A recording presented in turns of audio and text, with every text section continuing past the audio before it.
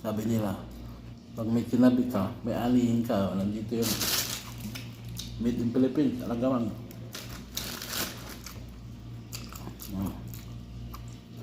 Ano ba yun?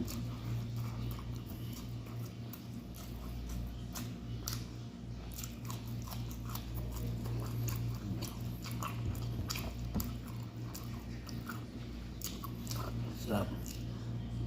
Ang buhay OFW, masarap na may kilap. Sakripisyo, gising ka lang alas 3. Lumali yung araw. Samantalang sa Pinas, patulog-tulog ka. Ayun. Sa abroad, pag masipag ka, magsasawa ka ng trabaho, wag mo na lang pa sagad-sagarin yung trabaho kasi araw-gabi, madaling araw kung gusto magtrabaho, mag-overtime. Ano? Ang kawawa yung katawan mo.